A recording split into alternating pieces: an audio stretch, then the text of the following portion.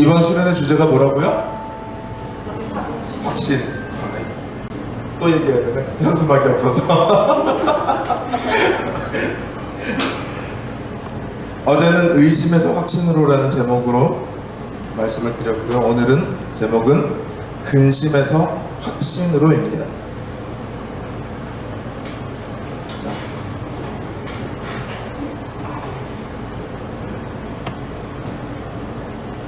고난을 만나면 근심하게 됩니다. 성경은 고난을 통해 우리의 믿음이 강해진다고 말하고 있습니다. 하지만요, 이건 고난을 겪고 나면 믿음이 강해지는 건 맞지만요, 고난 가운데 있을 때는 우리 믿음은 여지없이 흔들립니다. 지금 고난 중에 있는 사람들에게 야, 너 이 고난만 잘 견디고 나면 믿음이 강해질 거야, 힘내, 이 고난은 너를 강하게 하기 위한 하나님의 은혜야, 이렇게 말하면 그것이 분명히 맞는 말이긴 하지만 적어도 고난 중에 있는 사람에게요, 그 말이 별로 와닿지 않을 때가 많이 있습니다. 마치 고3 수험생한테 힘내, 좋은 대학 가고 좋은 직장 얻어야지, 말이야 맞는 말이지만 지금 맨날 새벽 막 2시, 3시에 자고 있는 수험생한테 그 말이 그렇게까지 와닿을까요?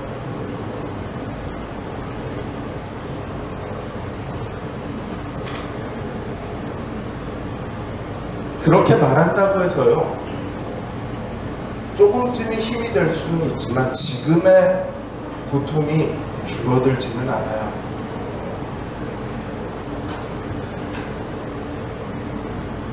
고난 가운데 있는 사람에게 필요한 것이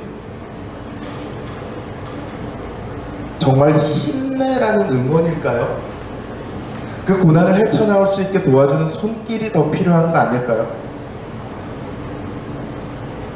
우리는 고난 가운데 있을 때요, 적어도 신자들은, 신자가 아니라도 누군가의 도움을 필요합니다. 신자들은 하나님의 도움을 절실히 필요로 하죠. 하나님께서 분명히 고난 중에 있을 때 부르짖으라고 말씀하셨어요. 그럼 내가 응답하겠다, 내가 돕겠다라고 약속을 하셨어요. 그래서 고난이 닥쳐오면 기도하죠. 고난이 왔어요, 기도했어요, 고난이 그 즉시로 사라졌어요, 이런 공식은 없습니다. 아주 드물게 그런 경우가 있을 수는 있지만 일반적이진 않아요. 일반적으로는 고난이 왔어요, 기도했어요, 고난이 계속돼요, 또 기도해요, 계속 기도해요, 믿음이 흔들려요, 이게 뭐야 싶어요. 시편을 보시면요, 다윗이 혹은 다른 시편의 저자들이 고난 앞에서 하나님께 부르짖은 장면이 시편 150편의 절반 이상을 차지해요. 학자마다 수치는 조금씩 다르기는 한데 절반 이상을 차지하고 있습니다. 이들이 만약 기도하자마자 고난이 사라졌다면 왜 이렇게 시편을 잔뜩 그걸로 채워놨겠어요? 그 시편 중에는 내가 이 고난 때문에 실족하기 직전까지 갔다, 이렇게 말하는 것도 있어요. 쉽게 말하면 내 믿음이 파산하기 직전까지 갔다는 거예요. 여기서 한 걸음만 더 갔으면 난 하나님 안 믿었을 거야, 이렇게 얘기하는 거죠. 우리의 삶에서도 비슷합니다. 고난이 닥쳐올 때 하나님께서 도우실 것을 기대하고 기도를 해도 고난은 여전하거든요. 하나님께서 안 들어주시는 것 같거든요. 그럴 때가 되면 평상시에 믿음이 좋은 것처럼 보이던 사람들도 그 고난이 길어지고 하나님께서 응답하지 않으시면 믿음은 흔들립니다.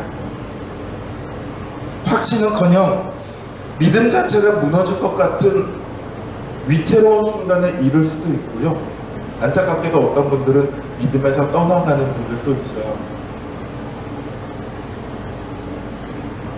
그런데요, 누구든 살면서 어려움을 안 겪을 수 있을까요? 누구나 어려움은 겪습니다. 어제 신자는 나그네라서 이 땅에서 어려움을 겪는다고 했지만 신자뿐만이 아니라 누구나 이 땅에 살아가는 사람들은 어려움을 겪어요. 돈이 있으면, 권력이 있으면 어려움을 안 겪습니까? 다 어려움을 겪습니다. 다만 신자는 신자이기 때문에 다른 사람들이 받지 않아도 될 고난을 더 받는 경우가 있어요. 어제 사도 베드로가 말씀했던 것처럼 우리는 이 땅에서 나그네입니다. 이방인이자 나그네인 우리는요, 이 땅에서 늘 약자로 살아가야 됩니다. 이방인이 거주민을 이기는 나라는 어디에도 없습니다. 그래서 이방인으로 살아가는 동안은 늘 고난이 있어요. 고통이 있습니다. 우리는 이 땅에 속하지 못한 고난받는 이방인이고요, 고통받는 나그네입니다. 주님께서 다시 오시기까지 우리는 계속해서 나그네로 살아야 돼요. 그 말은 고난이 끊이지 않는다는 말이에요. 게다가 신자들은 고난만 어떻게 이겨내면 되는 게 아니라요, 하나님께서는 참아야 할 뿐만 아니라 하고 싶은 것 절제하고 거기다 선을 행하라고까지 말씀하세요. 비신자들이 보면요, 쟤네는 왜 사서 고생이야? 그냥 인생 사는 것만 해도 힘들어 죽겠는데 저기다 저것까지 한다고? 그렇게 싶을 만큼 세상 사람들은 이해하지 못할 고난이 놓여 있어요. 이 세상의 흐름을, 시대의 강물을 거꾸로 거슬러 가는데 왜 어려움이 없겠습니까? 거기다가 사단 마귀는요, 자기 손안에 있는 사람들에게는 굳이 고난을 줄 필요가 없죠. 어차피 자기 손안에 있으니까. 잡힌 물고기에는 미끼를, 더 이상 먹이를 주지 않는다는 말이 있듯이요, 먹이는 아니고 고난이죠. 고난을 통해서 혹은 유혹을 통해서 우리를 끊임없이 자기의 편으로 데리고 오려고 해요. 모든 신자들을 그렇게 해요. 신자들은 그것과도 싸워야 합니다. 사단 마귀의 유혹 혹은 핍박, 우리의 믿음을 무너뜨리려는 모든 시도와 싸워야 합니다. 그것 역시 우리에게 고난으로 다가오죠. 자, 고난이 닥쳐올 때 믿지 않는 사람들은 돈으로, 권력으로 혹은 자신들이 가진 것으로 어려움을 이겨냅니다. 자신이 가진 것으로 이겨낼 수 있는 어려움은요, 별로 문제가 안 돼요. 그 돈으로 해결하면 되지, 돈이 많으면. 그런데 만약 해결할 수 없는 문제가 닥치면 어떡하죠? 진짜 문제가 되는 거죠. 답이 없어지거든요. 그때 세상 사람들은 답이 없어요. 어떻게 할 수 있는 방법이 없어요. 그러나 우리에게는 어떻게 할 수 있는 방법이 있죠. 뭐죠? 하나님께 기도하는 거예요. 다만 우리에게도 한 가지 문제가 있으니 앞에 말한 것처럼 하나님이 그때그때 즉시로 해결해 주시지는 않는다는 겁니다. 그러다 보면 믿음이 무너져요. 무슨 수단을 써서라도 이 어려움에서 벗어나고 싶어집니다. 그 수단이 심지어 잘못된 것이라 할지라도요. 그래서 고난 가운데서 어떻게든지 이 고난을 벗어나려고 발버둥을 치다 보면 때때로는 그것이 하나님께로부터 점점 더 멀어지는 결과가 만들어질 수도 있습니다. 며칠 전에 저랑 같이 공부했던 한 목사님하고 통화를 하다가, 이 목사님이 아들 때문에 고민이래요. 지금 고등학교 1학년이거든요. 그 아들이 원래 진짜 모범생이었어요. 중학교 때 평균 점수가 늘 90점대 중반에서 하고, 악기도 잘 달아서 교회에서 늘 찬양 반주도 하고, 그 다음에 성격도 좋고 친구도 많고 뭐 그랬던 친구거든요. 제가 알고 있어요. 근데 얼마 전부터 갑자기 공부도 안 해요. 아빠가 목사님인데 와서, 아빠, 나 교회 안 나가면 안 돼? 어느 날 갑자기.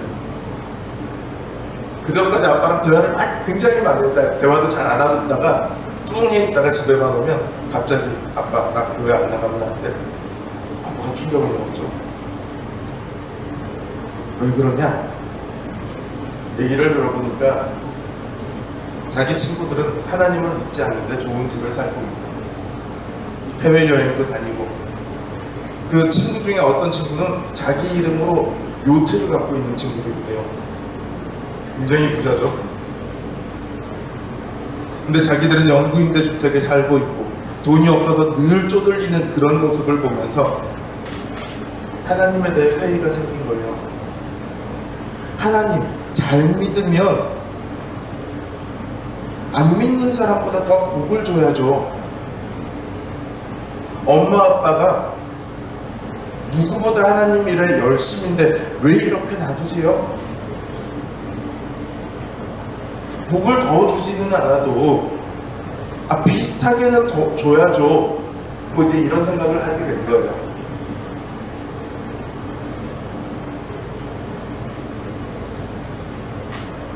그러니까 여기까지 가면 하나님이 안 계신가? 하나님은 자기 종들을 안 돌보시는 사람인가? 뭐 이제 이런 생각이 들죠. 그러면 교회를 갈 필요가 없잖아요. 하나님이 없으면 교회를 갈 필요가 있으니까 없죠. 하나님이 계시기는 하는데 자기 백성들은 하나도 안 돌봐요. 그럼 교회를 뭐하러 갑니까? 그러니까 교회 안 가면 안 돼요 라는 생각으로까지 가게 된 거예요. 이 아들의 생각이요, 사실 어려운 가운데 있는 신자들의 생각과 굉장히 비슷합니다. 내용만 조금 다르지 본질은 비슷해요. 하나님에 대한 불만이 가득 차 올라요. 고난을 통해 유익이 생긴다는 것을 머리로는 알고 있는데 지금이 너무 힘들거든요.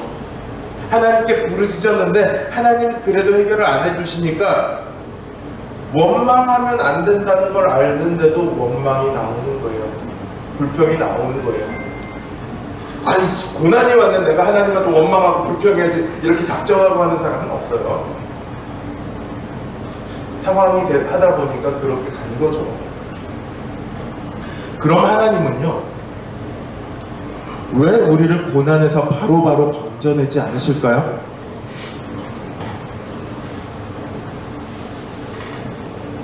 그건 고난을 통해서 우리가 영광에 이르기 때문입니다. 정확하게 말하자면요, 고난을 이기면 영광에 이르는 거야. 고난을 잘 견뎌. 그러면 영광에 이를 거야. 고난에 대한 보상으로 영광이 주어져. 이 얘기가 아니에요. 고난을 거쳐야만 영광에 갈 수 있습니다. 영광이란 최종 목적지가 있는데 여기에 가는 길은요, 어느 길로 가든 다 고난으로 도배가 되고 있어요.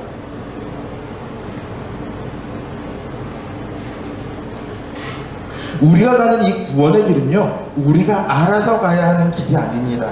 주님께서 가셨던 그 길을 우리는 따라가는 거예요.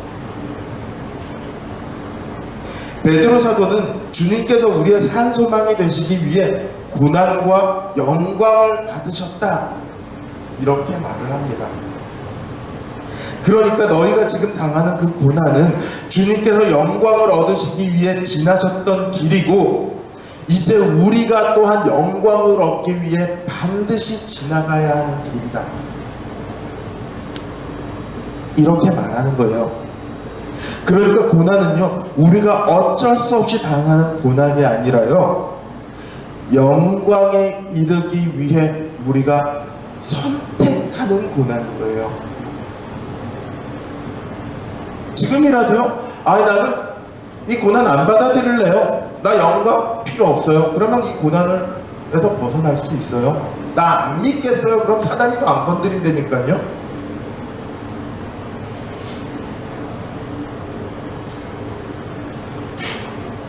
우리가 선택하는 고난이라고요.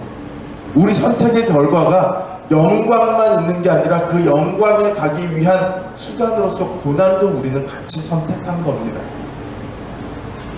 앞에서 말했던 그 목사님하고 대화하면서요, 저는 만약에 제가 저 입장이라면 어떻게 말할까? 한결이가 내년에 갑자기 아빠 나 교회 안 갈래 이렇게 얘기하면 뭐라고 얘기를 해줄까?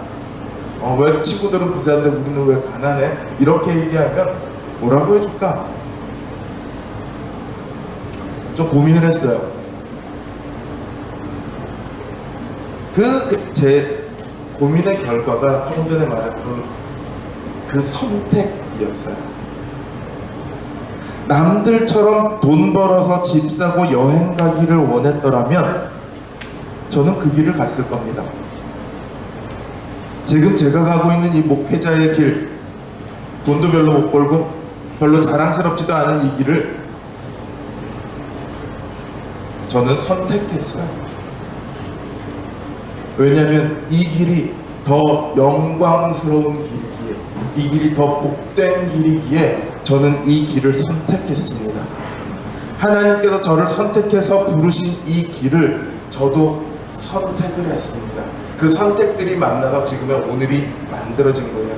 여기 계신 우리 성도님들, 그리고 이 땅의 모든 신자들도 다 이 길을 선택하는 거 아닙니까? 하나님께서 우리를 선택하신 그 부르심을 따르기로 선택하신 거 아닙니까? 모든 성도들은요, 영광에 이르는 그 고난을 선택했습니다. 지금 당하는 고난이 내가 왜 당해야 하는지 모르는 고난이 아니라 나 자신이 선택한 길이라고요. 영광을 위해서. 저희 집 옆에 보면 중랑천 옆에 그 천변길에 구청에서 황토길을 깔아놨어요. 한 1.5km 정도 이렇게 황토로 맨발로 걸을 수 있게 황토길을 깔아놨어요. 저녁 시간에 가면 거기 맨발로 걷고 있는 사람이 굉장히 많습니다.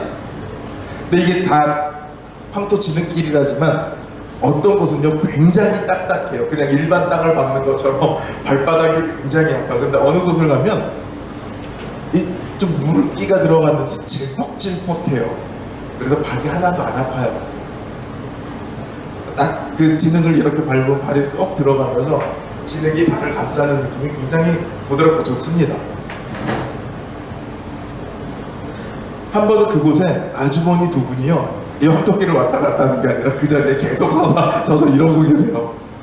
그 자리에서 계속 제자리 걷기를 하면서 두 분이서 계속 대화를 나누시더라고요.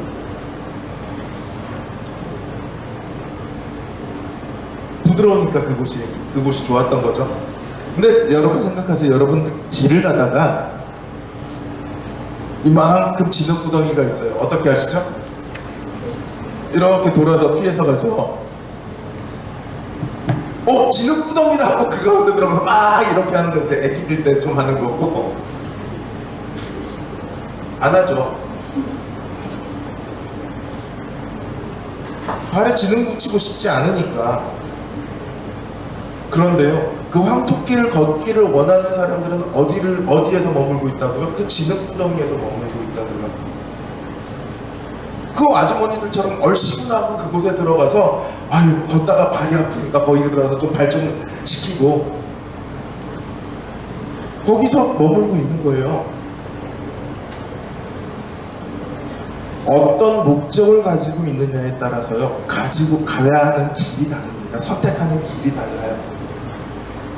돈을 많이 벌겠다고 하면 굳이 교회를 나와야 될 필요가 없어요. 돈을 벌기 위해 교회를 왜 나와요? 돈을 벌기 위해서는 돈 많이 주는 직장을 가야죠. 그런데 우리가 선택한 길은 그 길이 아니잖아요. 우리가 선택한 것은 믿음의 결국, 즉 영혼의 구원 아닙니까? 구원받은 자들에게 약속하신 영광을 우리가 선택하는 거 아닙니까? 우리는 이 소망을 가지고 있습니다. 주님의 고난과 영광을 통해 영광의 구원이라는 소망을 가졌습니다. 그러니까 지금의 고난이 뭐냐면 장차 있을 영광의 보증이에요. 내가 저 영광을 정말 받을 수 있을까? 지금 영광 그림자조차도 안 보이는데? 아니요, 지금 당하고 있는 고난이 그 영광의 보증이라고. 아주 잘 가고 있는 거예요.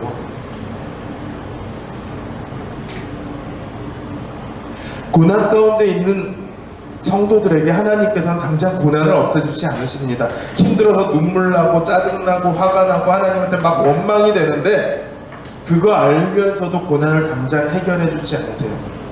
세상 어느 부모가요 자식한테 원망을 듣고 싶겠습니까? 당장 저만 해도 한결이랑 한빈이가 원망하면 가슴이 아이씨 좀 그래요.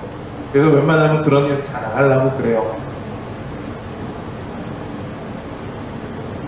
알아서 원망받을 일을 안 하려고 그러죠. 그런데 하나님께서는요 우리가 하나님한테 고난 때 기도를 당장 들어주시지 않으면 원망할 것을 알고 계시면서도 그 원망을 감수하면서까지 하나님 없는 거 아니야? 백성들 안 돌보는 거 아니야? 이 오명을 감수하면서까지 우리를 고난 가운데 그냥 있게 하세요. 왜냐하면 우리에게 그게 필요하니까. 반드시 필요하니까.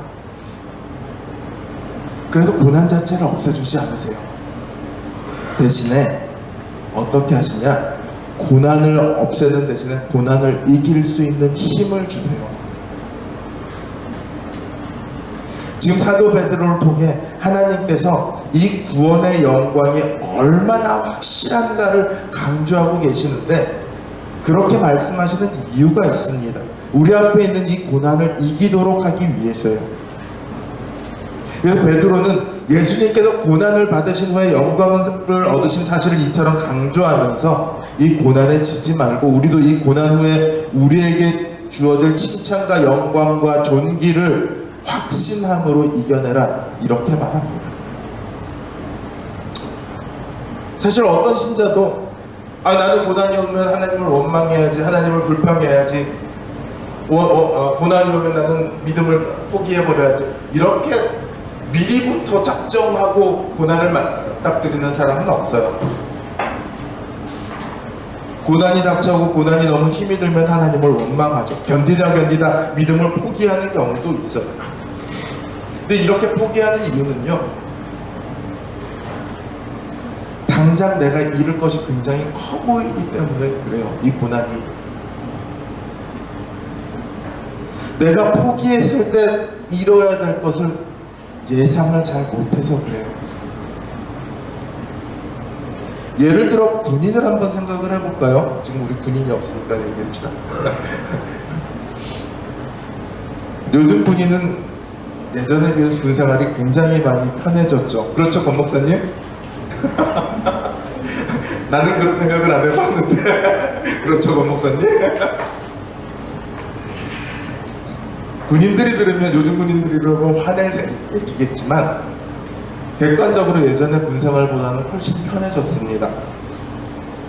제 동기들 7일 때 다녔던 제 동기들 군생활 이야기를 듣다 보면 물론 조금 과장은 있겠지만 그런 데서 어떻게 살았냐? 그런 데서 앞으로 어떻게 살고 어떻게 제대까지 할 거냐? 그런 생각이 들 정도로 참 어렵고 힘들더라고요. 근데 타령들을 안 해요. 그렇게 어렵게 힘들면 타령을 해야죠. 왜 타령을 안 하죠? 군대에서 괴로운 것이 타령하는 것보다는 낫거든요. 타령하게 되면 자기 그 다음에 인생이 어떻게 될지, 자기가 무엇을 잃어버리게 될지를 알고 있는 거예요. 그러니까 타령을 안 합니다. 우리의 고난도 마찬가지예요. 고난에서 견디는 것이요, 고난 앞에서 타협하고 포기하는 것보다 더 낫습니다. 타협하고 포기하는 것은요, 우리에게 약속된 영광을 포기하는 거예요. 영광만 포기하는 것이 아니라 영원한 형벌이 그 앞에 기다리고 있습니다. 당장의 고통에서 벗어나기 위해 영원한 고통을 선택한다고요? 나중에 가면 자신의 선택이 얼마나 후회가 될까요? 신약 성경에서요, 지옥에 있는 이들을 표현할 때요, 종종 이를 갈고 있다는 그런 표현이 쓰입니다. 그 일을 가는 게 하나님을 향해서 일을 가는 걸까요? 저는 과거의 자신을 향해서 이를 갈고 있지 않을까, 그런 생각이 듭니다. 살아있을 때 자신이 정말 죽이고 싶을 만큼 믿지 않을까. 주 예수 그리스도께서 죽은 자 가운데서 부활하신 것은요, 주님 스스로를 위한 것이 아니라 우리를 위한 것이죠. 그리스도께서는 죽으시고 부활하심으로 우리에게 산 소망이 있게 하셨습니다. 우리에게 주신 산 소망이 뭡니까? 믿음의 결국 곧 영혼의 구원입니다. 다만 우리의 신앙생활에는 이 구원에 이르기 위해 고난이 필요합니다. 그리스도께서 나타나실 때 고난을 이긴 자는 그 구원의 은혜를 받게 될 것이고, 고난에 진 자는 구원의 은혜 대신 영원한 형벌을 받게 될 것입니다. 그렇기 때문에 사도 베드로는 예수 그리스도의 나타나실 때 가져오실 그 은혜를 소망하며 마음의 허리를 동이고 근신하라, 이렇게 말합니다. 한마디로 얘기하면 고난에 지지 말라는 거예요. 지금 어려워, 허리를 동여, 매, 하고 싶은 거 못해, 괜찮아,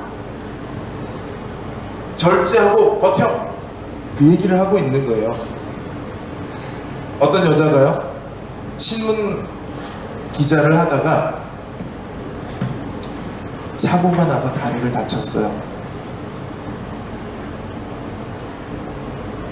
기자 일을 더 못하게 됐죠. 그래도 평생 신문 기사를 써왔으니까, 글을 써왔으니까 좌절에 빠져있다가 어느 날 갑자기 이제 글을 쓰기 시작합니다.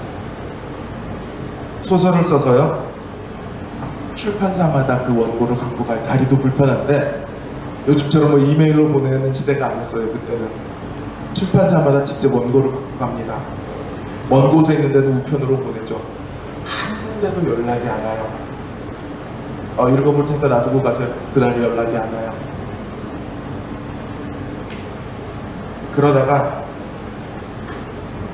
낙심해서 이제 원고를 버리려고 하다가 네이슨이라는 이름을 가진 출판사 사장이, 마침 근처에 있던 사장이 여행을 가는데 이 동네 기차역을 지나가는 걸 알게 됐어요. 기차역에 갑니다. 그래서 그 네이슨이라는 사람에게 기차 타고 가는데 뭐하냐, 이거라도 읽어달라, 그리고 그 원고를 건네줍니다. 이 출판사 사장이, 네이슨이라는 출판사 사장이 기차를 타고 가다 심심하니까 원고를 읽기 시작해요. 그리고 자기의 종착점까지 가지 않고 중간에 기차를 내립니다.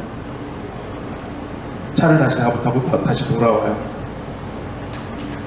그렇게 해서 이 원고를 출판하기로 합니다. 그 여자의 이름은, 사진 있나요? 마가렛 미첼입니다. 그리고 그 소설은 바람과 함께 사라지라,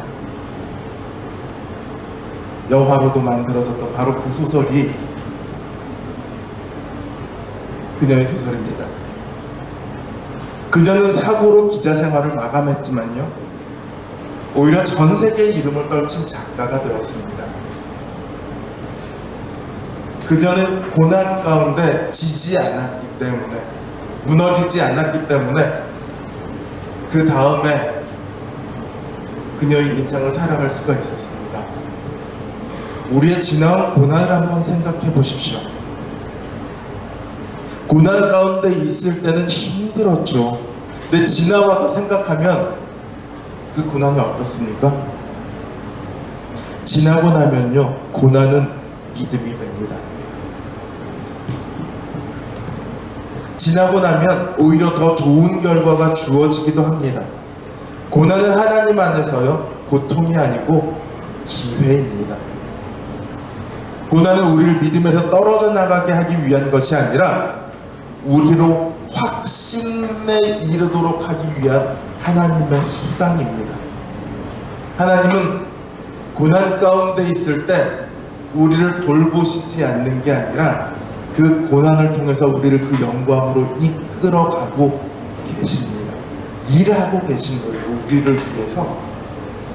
다만 우리가 알지 못하니까 우리는 하나님이 아무것도 안 하는 것처럼 보이니까 하나님을 원망하고 하나님 안 계신 거 아니야 이렇게 하지만 하나님은 그걸 알면서도 그 길로 우리를 데려갑니다. 왜요? 그 길이 제일 좋은 길이니까요. 하나님 더 좋은 길이 있잖아요. 더 좋고 좀 더 쉬운 길로 우리를 데려가면 안 됩니까? 하나님은 그렇게 말씀하시죠. 이 길이 너에게 가장 좋은 길이야. 이 길밖에 없어. 사도 베드로는 마침내 이렇게 말합니다. 모든 은혜의 하나님 곧 그리스도 안에서 너희를 부르사 자기의 영원한 영광에 들어가게 하신 이가 잠깐 고난을 당한 너희를 친히 온전하게 하시며 굳건하게 하시며 강하게 하시며 혀를 견고하게 하시리라. 우리 한번 다 한 목소리로 크게 한번 외쳐볼까요? 고난은 선택입니다. 고난은 선택입니다. 고난은 우리가 한 선택입니다. 다시 외쳐볼게요. 고난은 기회입니다.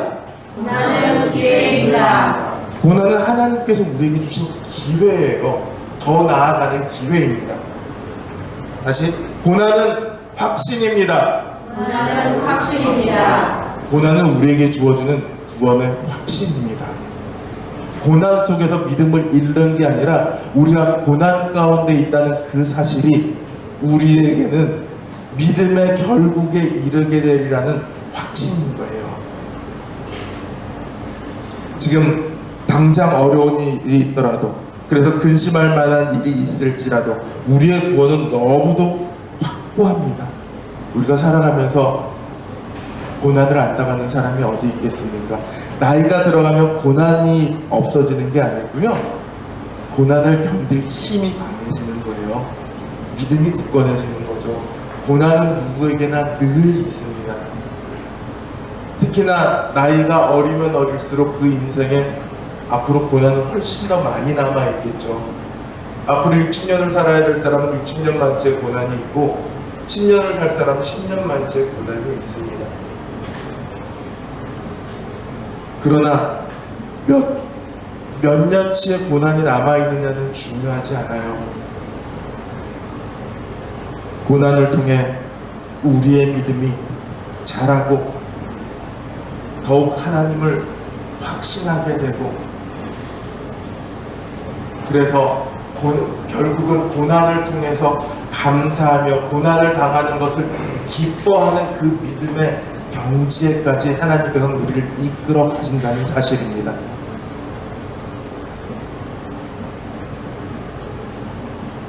고난당하고 계십니까? 기뻐하십시오. 이렇게 말하면 누구나 미친 사람이라고 얘기하겠죠. 미친놈.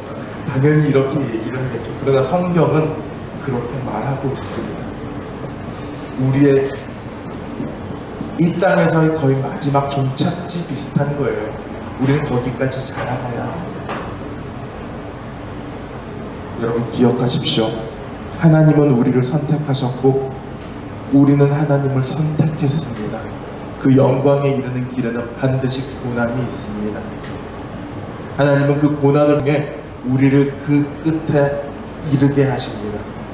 그러니 오늘의 고난에 그리고 내일의 고난에 절대 지지 마십시오.